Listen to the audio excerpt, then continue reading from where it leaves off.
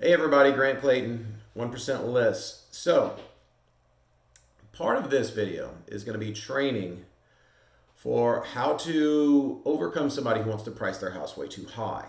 So, I'm going to give you some tools and some things you can do. If somebody beats you on a listing appointment, which they never should because they're charging way more money than you, but if they do, it's probably going to be because they're promising they're going to get their client way more money. So it's important to diffuse some of these myths up front. So the points we're going to go over. Number one, appraisal. We got to get past the appraisal. If you're priced way too high, even if you somehow manage to get it, you're not going to be able to get it.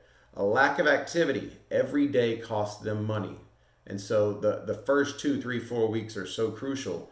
And if they're going to spend a whole nother mortgage payment trying to find a sucker, they're probably going to be wasting their money. Number three, they will almost always sell their home for less money later. Okay? If you price your house accurately up front, you'll do well. If you don't, you're going to wind up doing price drops to drum up activity later as the market slows. Early activity is always the best activity. You're going to get a better offer if your house has been on the market for 7 days as opposed to 7 months. Realtors know the market and they will not let their clients overpay. That's something that we got to stress to them. And the final one is make sure they look at and sign your CMA at the listing appointment. So, point number one, appraisal.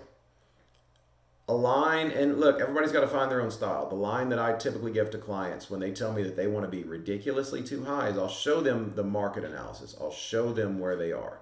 And I'll tell them an appraiser is going to use the same exact market analysis. So, in order to sell this at the number that you want, what we need to find is a sucker with cash who's not going to order appraisal and has a realtor who doesn't care if they overpay. Now then, we don't need one of those things. We need all of those things. And so if they know of any of those people, please let you know. And their face will drop to some degree. That's a line that I take. Now, I'm a little bit more interesting than some. You might approach it in a more softer, sweeter, tactful way if that's your personality.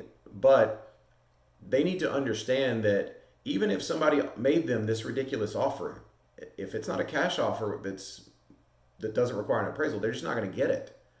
So it truly doesn't matter. Number two, lack of activity. Every day costs you money. So if somebody wants to start out 2%, 3% too high because they want some room to negotiate, okay, I understand. But 10% too high is really, really bad. Okay? You can look at charts and tell them feel free to, don't look at your charts. Feel free to Google it. Every day they are on the market, they will get less activity, generally speaking. It will start out at the top of the mountain and it will go further and further and further down the mountain every single day.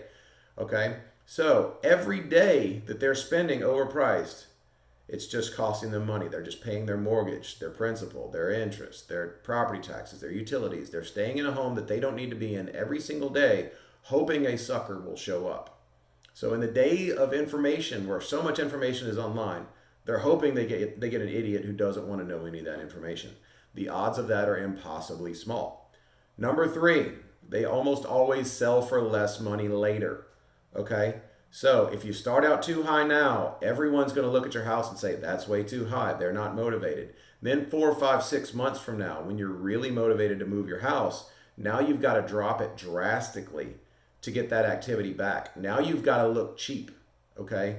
In order to get the same activity that you would have gotten early, you have to look cheap. And so if you price it right and you get a lot of activity early, that's great. In order to get that same level of activity later on, you have to be cheap, which means you need to be below market value. That's not where you want to be. Early activity is always the best activity. If somebody writes you an offer and because you're priced right, you've been on the market for 7 days, it will be a better offer than if the same person writes you an offer and you've been on the market for 5 months. Almost every client of ours asks us, how long they've been on the market? They've been on the market 5 months. They're going to be getting desperate. Make them a lower offer. Okay? That is almost 100% of the time going to happen. And so early activity, early offers are always better than later offers. Number 5, realtors know what the market is and they will not let their clients overpay. We as realtors are generally driven off of a referral basis.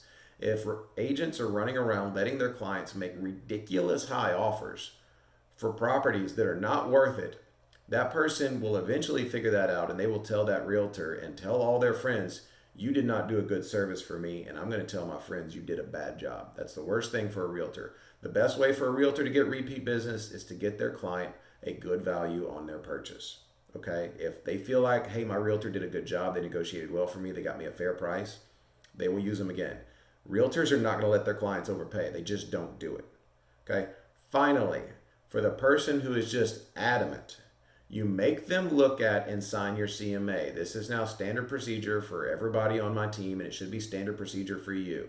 Okay? It doesn't matter if they're pricing it accurately. Doesn't matter if they're going way too high. Make them look at and sign the CMA. So that way in a month, when that person who's 10-15% too high on their house calls you and says, why aren't we getting activity? Tell them, by all means, pull out your paperwork and look at your CMA. I told you to be here. You're way over that.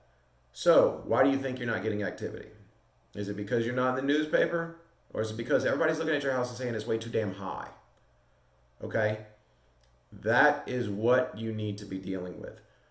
Let them know the first impression for almost 100% of the people, the first impression that they're going to have of their house is their house and their photos and their amenities compared to 10 or 15 others. If they find the house online, which almost everyone does, they're going to be able to see everybody else around them.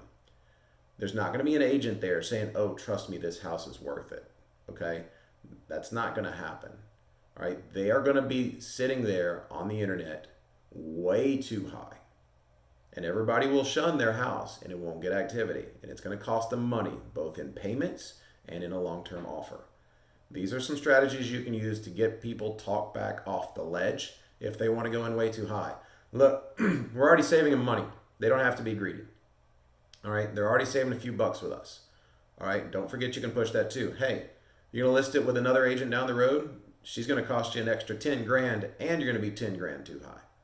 So now you're 20 grand in the hole. With me, at least price it where it needs to be because I'm saving you that money. This is Grant Clayton, 1% List. Add a comment or send me an email if you got any questions. Hope you have a great day.